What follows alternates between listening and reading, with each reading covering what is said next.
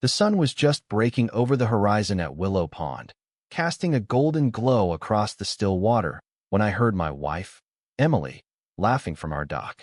She was cradling our 6-month-old son, Liam, pointing at the geese gliding by. Liam's tiny hands flailed toward the water, gurgling with delight. "Look, little man," Emily whispered. "See the pretty birds?" I grinned from the porch of our cozy cabin, sipping my coffee. After a decade of grinding 16-hour days to build my software startup, I'd sold it last month. This cabin in upstate New York was our fresh start, a place to make memories with our family. The pond was like a mirror, our small dock jutting out into the calm morning water, Emily's toes dipping in. Everything felt perfect, until it wasn't. A sharp voice shattered the peace. "Get off that dock right now."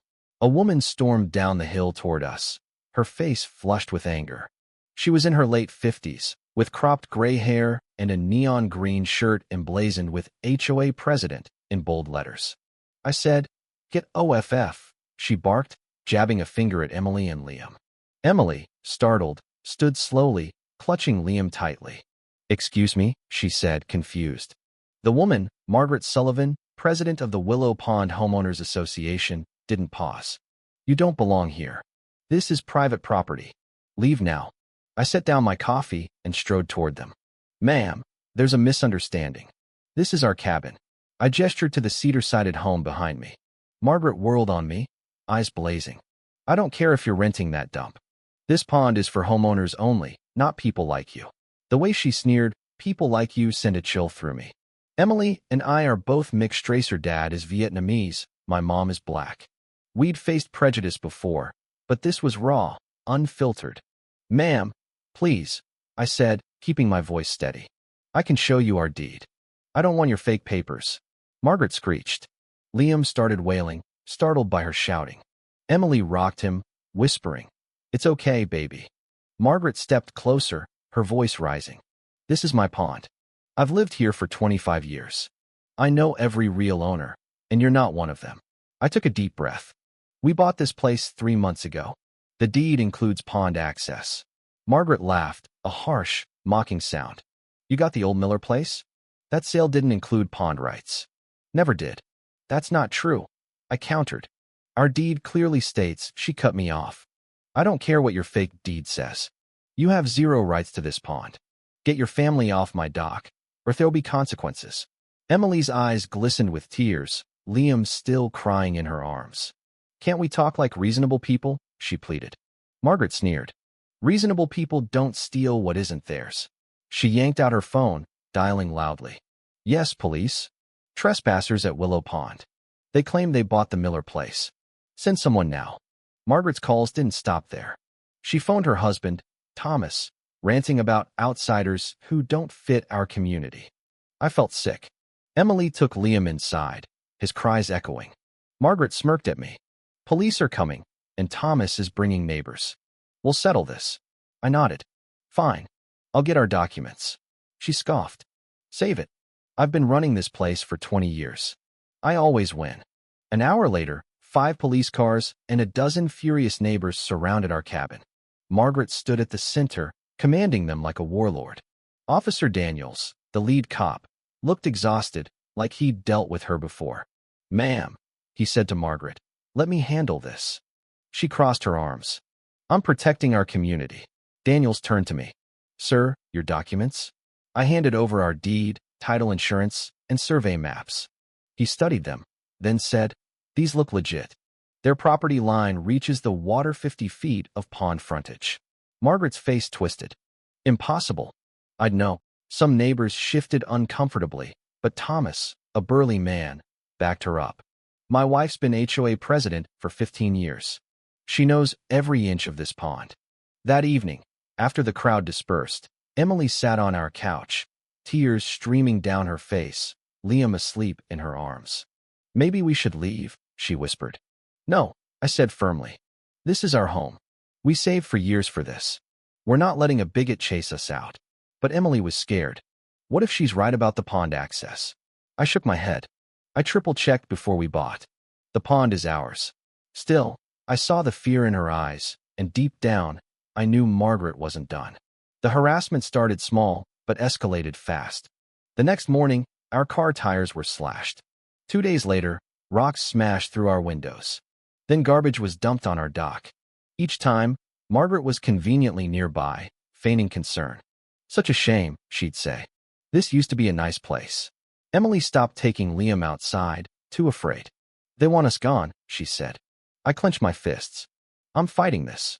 I hired a lawyer, Rachel, who confirmed our pond rights, but warned, "Proving harassment without evidence is tough." So I installed hidden security cameras. 2 weeks later, I had the Margaret, Thomas, and 2 neighbors caught on video hurling rocks at our cabin at 2 a.m. I took the footage to the police. "This is solid," Officer Daniels said. "We can arrest them for vandalism." But Margaret was ready. "They faked that video," she screamed as they cuffed her. Her lawyer got her out on bail that day. The next evening, Emily was on the dock with Liam, watching the sunset. I was inside cooking when I heard Margaret's voice, venomous. "I told you to stay off my pond." I ran out and saw her, 30 feet away, holding a gun. "Put it down," I shouted. "They're trespassing," she screamed. Emily stood, clutching Liam. "Please, don't hurt my baby." Margaret raised the gun. "You should have thought of that before stealing my pond." I moved toward them, heart pounding. "Margaret, let's talk." She snarled, "I'm done talking. You think you can take what's mine." Emily stepped back, but her foot slipped on the wet dock. She fell, and Margaret fired. The bullet tore through Emily's shoulder and grazed Liam's tiny arm.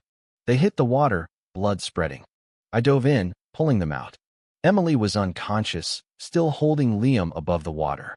He screamed, his arm bleeding. Ambulances rushed them to the hospital. Emily needed surgery for her shoulder. Liam had bullet fragments removed from his arm. "He'll have scars," the doctor said, voice breaking. "Physical and emotional." Margaret was arrested for attempted murder. In the hospital, Emily woke, tears in her eyes. "This is my fault," I whispered. "I should have sold the cabin." She shook her head. "Don't let her win, James." While Emily recovered, I hired a private investigator. He uncovered Margaret's reign of terror over the HOA for 15 years, stealing funds, making up rules, driving out 3 families with her harassment. Shockingly, she didn't even own pondfront property. Her house sat uphill, with no access. But the real bombshell? My deed from 1950 didn't just grant pond access, it gave me ownership of the entire 50-acre pond bed. Every dock, every boat, every swimmer was on my property, including Margaret, who'd been trespassing for decades. I saw my chance. It banned her from Willow Pond forever, citing my ownership. She called me, furious. "You can't own the whole pond." "I do," I said calmly. "Check the county records." She screamed, "This isn't over." I smiled.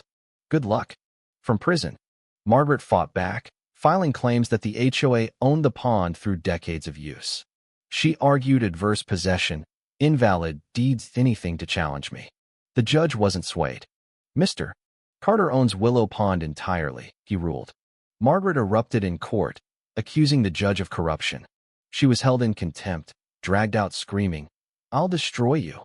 Her trial for shooting Emily and Liam came 3 months later.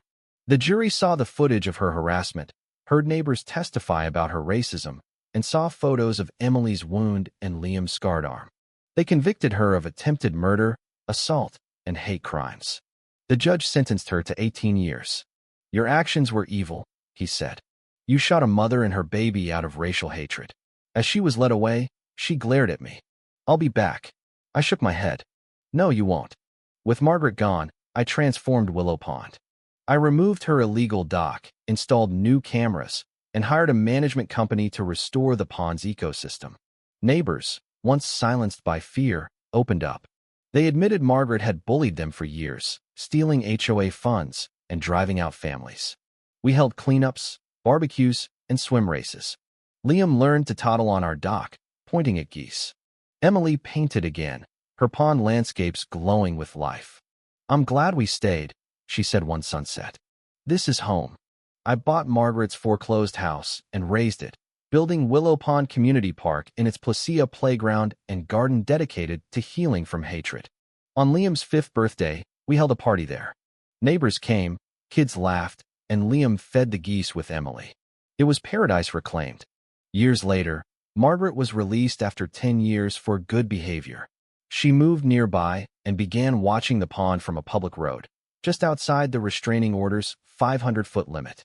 Neighbors were unnerved, but she stayed silent until Liam's 8th birthday.